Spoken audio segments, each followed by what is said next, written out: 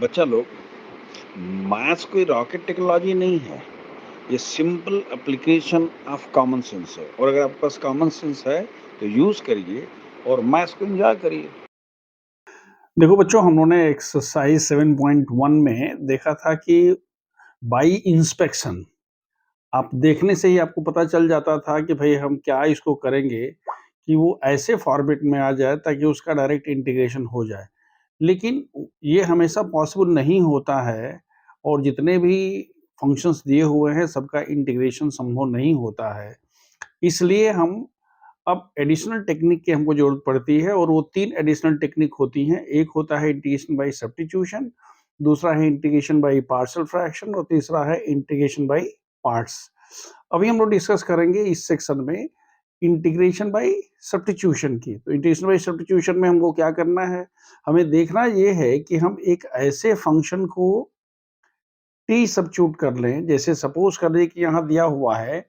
The given in integral is what? fx dx and can be transformed by changing the independent variable x to t by substituting x is equal to gt। जैसे मान लीजिए, देखिए i is equal to fx अगर आपको दिया हुआ है, हम कहते हैं कि अगर x is equal to हम क्या लिखते हैं, gt लिख लेते हैं। So that dx by dt का मान क्या होगा, g डैश t होगा। तो g डैश t का मतलब क्या होगा, डेरिवेटिव ऑफ gt। अब dx की जगह पर हम क्या लिख सकते हैं, g डैश टी, और ये f और जहां x था वहां पर क्या है, gt। देखिए, ये सुटेबल सब्स्टिट्यूशन में एक चीज हमेशा इसमें जो लिखा है इन्होंने ध्यान रखना है कि आपको ऐसे फंक्शन को t मानना है या ऐसे फंक्शन को एज्यूम करना है जिसका डेरिवेटिव वहां पर अवेलेबल है। अब उस सिचुएशन में देखिए, जैसे देखिए हमारे पास दिया हुआ है साइन mx, दूसरा है 2x। साइन mx को देखिए इन्होंने क्या लिखा है, we know that the derivative of mx is m, है ना। यहाँ पर देखिए derivative of mx is m।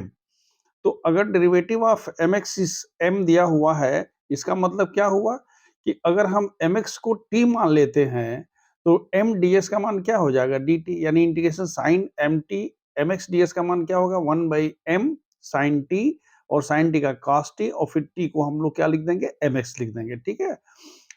अब देखिए इसी तरह से अगर आप लिखते हो कि हमारे पास ये वाला क्या था, यहाँ देखिए एक्स स्क्वायर प्लस 1 था, लेकिन एक्स स्क्वायर प्लस 1 का डेरिवेटिव कितना होता है, 2x होता है। तो इसलिए हमने क्या लिखा, एक्स स्क्वायर प्लस 1 को देखिए, यहाँ पर हमने एक्स स्क्वायर प्लस 1 को क्या लिखा, एक्स स्क्वायर प्लस 1 को हमने t लिख दिया। ठीक है।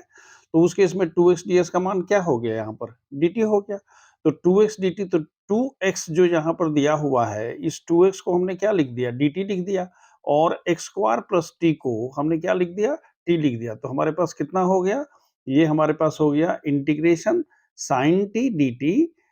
और इसका मान कितना हुआ, माइनस कॉस टी का स्क्वायर। इसी तरह से अगर आप कहते हो तीसरा वाला देखिए, अगर आप कहते हो कि हमारे पास तीसरा क्वेश्चन क्या था, आपका तीसरा क्वेश्चन था, यहाँ देखिए tan under root X to the power 4 sec square under root X under root X. तो हमें पता है कि अंडर रूट एक्स का डेरिवेटिव कितना होता है, यहाँ देखिए अंडर रूट एक्स का डेरिवेटिव कितना होता है, अंडर रूट एक्स का डेरिवेटिव होता है 1 बाई क्या, 2 रूट एक्स। तो अब हमको क्या लिखना चाहिए, रूट एक्स को हमें क्या लिखना है, टी लिखना है। तो अगर रूट एक्स को हमने टी लिख दिया तो कितना हुआ, 1/2 root X D X equal D T, यानी डी एक्स का मान हो गया 2t dt। इसको जब सब्स्टिट्यूट करते हैं तो देखिए कितना होगा, डी एक्स ये पर हो गया 2t dt हो गया, और यहाँ पर हो गया रूट एक्स को आपने t लिखा था तो यहाँ पर कितना हो गया, tan t raise to the power 4 sec square t dt।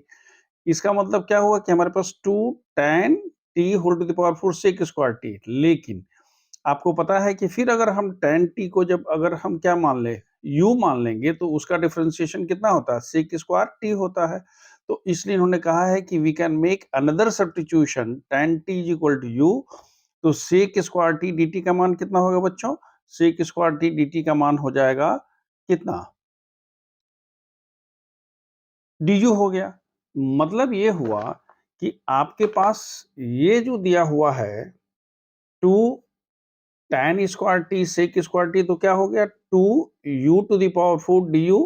और क्यों, क्योंकि याद रखिए सेक स्क्वायर टी dt का मान कितना हो गया, du हो गया, 2 अपनी जगह पर हो गया, और tan t को आपने u लिखा था, तो u टू द पावर 4 का कितना होगा, u टू द पावर 5/5। अब u टू द पावर 5/5 तो 2/5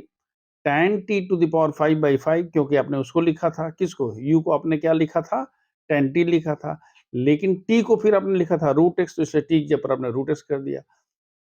ये इसका आंसर हो गया, लेकिन इसको करने का एक तरीका और हो सकता है। मैंने इसका इंटीग्रेशन तो इतना हो गया, लेकिन इसको एक करने का तरीका और हो सकता था कि अगर हम डायरेक्ट क्या लिख देते, डायरेक्ट हम लिख देते कितना, tan inverse, sorry tan √x is equal to t। तो tan √x को t कर दे तो इसका डिफरेंशिएशन कितना होता है, sec square √x 1/2 √x dx dt हो जाता। तो उस केस में इसकी डायरेक्ट वैल्यू हो जाती, यहाँ पर 2 यहाँ आ जाता और यहाँ होता t to the power 4, direct पहुंच जाते आप वहां पर, ठीक है। तो ये भी एक सब्स्टिट्यूशन का तरीका हो सकता था, इसको आप लिख सकते थे tan √x equal to t करके, और जनरली लोग इसी तरह से करता है। जो आपके पास फोर्थ क्वेश्चन था, क्या था, sine tan inverse x/1 plus X square. तो देखने से ही लगता है कि tan इनवर्स x का डेरिवेटिव कितना होता है, 1/1 प्लस एक्स स्क्वायर, पता है। तो हमने लिखा tan inverse x equal to t dx/1 plus X square dt। तो हो गया साइन t dt, हो गया ना, यहाँ पर देखो साइन tan इनवर्स जो दिया हुआ है उसी पर tan इनवर्स को क्या लिख दिया, t लिख दिया, और 1/x square dx/1 plus X square का मान हो गया dt, यानी हो गया साइन टी डी टी, इसकी वैल्यू कॉस टी, और टी का मान आपने क्या लिखा था, tan inverse x, so this is minus cos tan inverse. इसका मतलब ये हुआ कि हम जब भी सब्स्टिट्यूशन की बात करते हैं तो इस सब्स्टिट्यूशन में हमें ऐसे फंक्शन को t मानना है जिसका डेरिवेटिव अवेलेबल है। अब देखिए tan x को अगर हमको डिफरेंशिएट इंटीग्रेट करना है तो क्या करेंगे, देखिए tan x की वैल्यू हमारे पास क्या होती है, tan x की वैल्यू होती है sin x by cos x। cos x को हमने t लिखा, क्यों, क्योंकि cos x का डेरिवेटिव कितना होता है, माइनस sin x dx। तो minus sin x dx equal dt, therefore sin x dx का मान क्या, वो माइनस चला जाएगा राइट साइड में, तो माइनस dt हो गया। तो ये हो गया sin x dx equal to minus dt। तो इंटीग्रेशन tan x का मान कितना होगा, माइनस क्या, ये हो गया dt बाई t, और 1/t का कितना होता है, log mod ऑफ t, यानी कितना हो गया, माइनस log cos x। लेकिन अगर आप चाहें तो cos minus log cos x, minus को ऊपर लेके जा सकते हैं, तो उस केस में आपके पास वैल्यू क्या हो जाएगी, log cos x to the power -1, और वो इधर अगर आ जाएगा तो माइनस वन क्या हो जाएगा, प्लस, यानी cos की वैल्यू होती है ना 1/sec x, तो 1/sec में क्या होगा, log 1 minus log sec x। log 1 की वैल्यू कितनी होती है, 0, और माइनस log माइनस वन क्या हो गया, प्लस। तो इंटीग्रेशन tan x dx की वैल्यू क्या हो गई, log, इधर हो गया minus log cos x mod of cos x, या log sec log mod of sec x, ठीक है। इसी तरह से अगर आपको cot x को इंटीग्रेट करना है तो हमको पता है cot x की वैल्यू कितनी होती है, cos x by sin x, और हमें पता है कि sin x की वैल्यू कितनी होती है, sin x को अगर हम t मान लेंगे तो क्या होगा, cos x dx का मान हो जाएगा dt, और cos x dx का मान dt हो जाएगा तो ऊपर dt होगा नीचे t होगा, कितना होगा 1/t, that is equal to how much, log t, and that is log sin x। अभी जो मैंने आपको बताया कि अगर मान लीजिए sin x है, sin x को आपने t मान लिया, तो cos x dx का मान dt होगा, cot x का मान कितना होगा, dt बाई t हो गया, that is equal to log mod of t, that is equal to log mod of sin x c। इसी तरह से अगर आपके पास sec x दिया हुआ है, फॉर्मूला तो इतना होता है, लेकिन कैसे होता है, अगर हम sec x को चाहें तो नीचे ऊपर हम क्या करेंगे बेटा, sec x plus tan x से मल्टीप्लाई कर दें। क्यों sec x प्लस tan से कर रहे हैं, क्योंकि ऊपर हमारे पास हो जाएगा sec स्क्वायर x, और दूसरा क्या होगा, sec x tan x, और हमें पता है कि sec x tan x को अगर हम t मानते हैं तो क्या होता है, इसका डिफरेंशिएशन कितना होता है, sec का होता है sec स्क्वायर x, और tan का होता है sec स्क्वायर x, यानी sec x का होता है sec x tan x, और tan का होता है sec स्क्वायर x, दोनों में sec x कॉमन हो जाएगा, तो यानी कितना हो जाएगा आपके पास, sec x tan x plus sec x dx equal to dt, यानी न्यूमरेटर आ गया। तो ये क्या होगा, इंटीग्रेशन sec x dx का मान क्या होगा, इंटीग्रेशन dt बाई t हो गया, that is equal to log t, that is equal to log sec x plus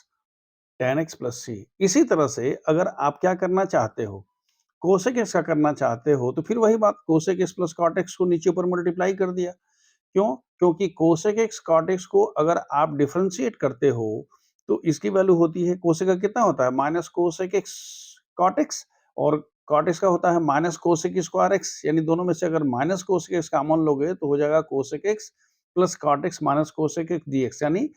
ऊपर वाले में सिर्फ माइनस का चक्कर होगा, यानी हमारे पास क्या होगा, कोसेक डीएक्स के लिए करने के लिए ऊपर का क्या मान होगा, यहाँ देखो cosec x cot x dx की वैल्यू क्या होगी, dt, लेकिन अगर माइनस को इधर लेके राइट साइड में लेके जाओगे तो माइनस dt, इसलिए हमने यहाँ पर माइनस कर दिया, dt बाई टी हो गया, log mod ऑफ टी हो गया, यानी क्या, log cosec x plus cot x with minus sign हो गया। अगर आप चाहते हो तो नीचे ऊपर किससे मल्टीप्लाई कर सकते हो, cosec x minus cot x से मल्टीप्लाई कर दोगे तो उस केस में ऊपर वाले की वैल्यू कितनी हो जाएगी, cosec x plus cot x is equal to 1, तो उस केस में कितना होगा, log 1 by cosec x minus cot x, और log 1 मतलब क्या, log 1 minus log cosec x minus cot x, log 1 की वैल्यू 0 होती है, और minus cosec x cot x और माइनस एक पहले से, तो माइनस माइनस क्या हो जाएगा, plus log cosec x minus cot x plus सी। मतलब ये हुआ कि आप चाहो तो ये फार्मूला भी लिख सकते हो, ये भी फार्मूला कर सकते हो, और आप चाहो तो ये वाला भी फार्मूला कर सकते हो, ये वाला भी फार्मूला कर सकते हो, ठीक है। अब हम एग्जाम्पल देखते हैं। देखो बेटा, एग्जाम्पल में पहला क्वेश्चन दिया हुआ है साइन क्यू एक्स का square x, sine cube x का स्क्वायर एक्स दिया हुआ है, तो आप इसको देखो क्या लिख सकते हो, साइन स्क्वायर एक्स का square x sine x D x. ये समझ में आ रहा है कहाँ से आया sine x, sine cube x था, एक साइन एक्स किनारे आ गया, लेकिन आपको पता है कि ऐसा चीज हमको रखना है जिसका डेरिवेटिव साइन एक्स है, तो डेरिवेटिव किसका होता है, कॉस एक्स का, इसलिए उस साइन एक्स के अलावा जो भी बचेगा, यानी ये जो हमारे पास साइन स्क्वायर एक्स दिया हुआ था, इसको भी हमने किस में चेंज कर दिया, कॉस स्क्वायर एक्स में कर दिया, तो 1 माइनस कॉस स्क्वायर एक्स की वैल्यू कितनी हो गई, 1 minus cos square x sine x. अब इसमें क्या लिखना है, let suppose that t is equal to cos x,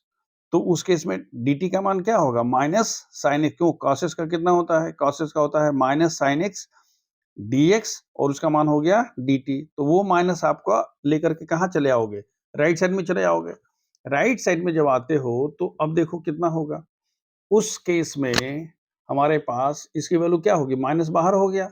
और ये कितना हो गया, 1 माइनस टी स्क्वायर, ये क्या था, कॉस स्क्वायर एक्स था, और ये भी कॉस स्क्वायर एक्स था, यानी हमारे पास क्या होगा, t square minus t to the power 4, ये माइनस वो वाला है जो वहां पर हुआ तो मिला था हमको,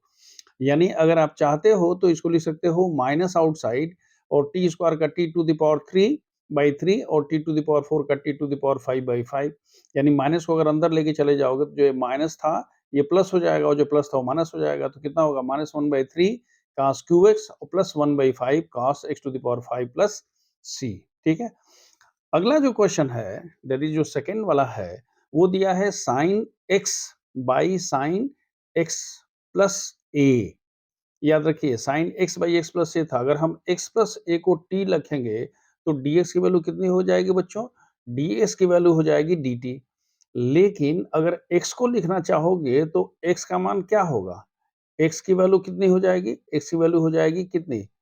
t माइनस ए, वही तो यहाँ लिख रहा है कि साइन एक्स ए पर क्या कह दिया, साइन t माइनस ए, और x प्लस ए का मान t रखे थे।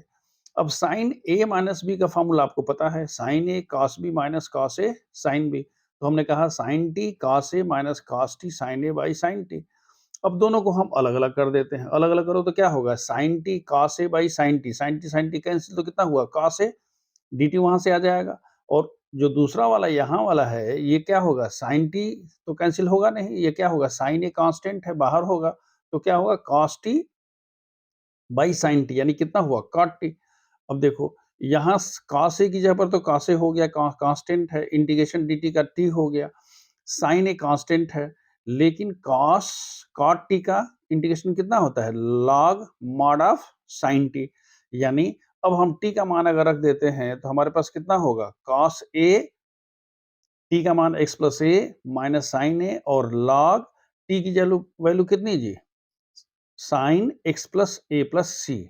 इसको अगर आप सिंप्लीफाई कर दोगे तो क्या होगा, x cos A plus A cos A, ध्यान से देखो ए यहां पर चला गया, minus sine A log sine x plus T plus या माइनस C1, जो भी हो, अगर माइनस भी करते हो तो माइनस C1। देखो बेटा ये वाला भी कांस्टेंट है, ध्यान से देखना, ये भी कांस्टेंट है और ये C1 भी कांस्टेंट था, तो अगर ये C1 ए भी कांस्टेंट है, इन दोनों की जगह पर चाहो तो एक तीसरा कांस्टेंट आप C2 कर सकते हो, तो इसलिए आंसर लिखते समय क्या लिखोगे, x cos a minus sine A log sine x plus A, और इन दोनों की जगह पर ये देखो ये कांस्टेंट है, इसमें कोई x नहीं है, और लास्ट वाला भी कांस्टेंट है, तो दोनों का एक हमने तीसरा कांस्टेंट यहाँ रख दिया। इसीलिए हमने कह दिया प्लस सी, आपने जिन्होंने लिखा है where C is equal to, हालांकि अगर इसको इतना लिख देने पर गलत नहीं है, वो सही ही है, लेकिन ये इट इज, आपको देख याद होगा मैंने बताया था एक जगह कि बोल रहा था it is customary to what, right a single constant of integration, इसलिए इन दोनों की जगह पर हमने यहाँ पर सी लिख दिया। जो थर्ड क्वेश्चन है वो देखो क्या है, dx by 1 plus ten x है। टेन को अगर हम क्या लिखते हैं, साइन बाई कास लिखते हैं, तो कास एक्स प्लस साइन एक्स होगा, कास ऊपर चला जाएगा, ये हो गया। कितना हुआ बेटा, cos x by cos x plus sine x. अब देखो यहाँ पर यही इंटरेस्टिंग बात है कि अगर हम इसको 2 cos x कर लेते हैं, ध्यान से देखो क्या लिख रहा है, cos x plus sine x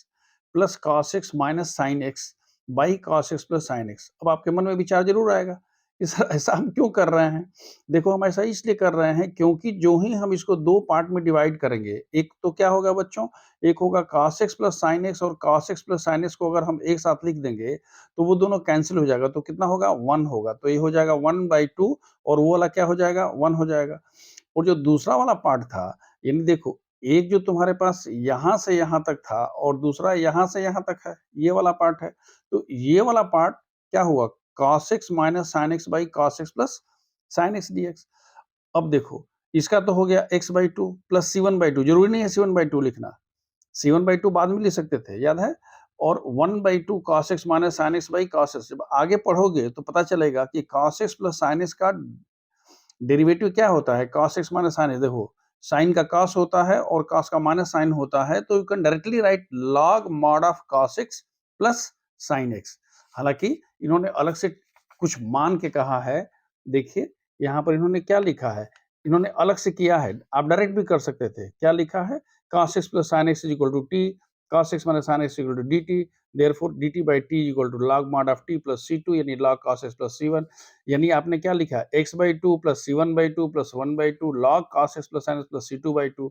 और ये c1/2 और ये c2/2 जो दूसरा वाला दिया हुआ है, इन दोनों की जगह पर हम c लिख सकते हैं, इसलिए इसकी वैल्यू क्या हो गई, x/2 log, ये देखो मैंने बोला था इसको डायरेक्ट लिख सकते हो, अब ये आगे बढ़ने पर हम लोग पाएंगे कि अगर न्यूमरेटर जो है डिनोमिनेटर का डायरेक्ट डिफरेंशियल कोएफिशिएंट है, तो हम डायरेक्ट लॉग लिख लेते हैं, याद रहेगा। और जो दो कांस्टेंट अलग-अलग लिख रहे हो, दोनों की जगह पर हमने एक सिंगल कांस्टेंट लिख दिया, तो इसका आंसर कितना हो गया, x/2 plus 1/2 log cos x plus sin x plus c हो गया, जहां c की वैल्यू हमने कह दिया c1, क्योंकि हमने दोनों को अलग-अलग मान के किया था। क्लियर है। अब देखो जो इसके बाद एक्सरसाइज 7.2 दिया हुआ है, 7.2 हमने ऑलरेडी हमारे एक वीडियो में दिया हुआ है, वो वीडियो जस्ट, ये आपका जब वीडियो खत्म होगा तो वो पॉप इन हो जाएगा, मतलब आपको तुरंत वहां दिखाई देगा। अगर आप देखना चाहते हैं तो एक एक क्वेश्चंस को देख सकते हैं, ये जितने भी क्वेश्चंस आपने दिए हुए, एक एक क्वेश्चंस को हमने वहां डिस्कस किया है, थोड़ी सी लंबी वो वीडियो है, एक जितना भी क्वेश्चन दिया हुआ है, सब क्वेश्चन दिया हुआ है, और इसके अलावा मतलब all this 39 questions have been done there, तो सभी 39 क्वेश्चंस को आप कर सकते, वहां से उस वीडियो से देख सकते हो। इसके अलावा भी हमने वहां पर बताया है कि क्वेश्चंस को और हम कैसे करते हैं, थोड़ी सी वो लंबी वीडियो है, लेकिन अगर आप चाहते हो प्रैक्टिस करना तो शॉर्ट एग्जाम्पल के साथ साथ उसको भी आप देख सकते हो। ठीक।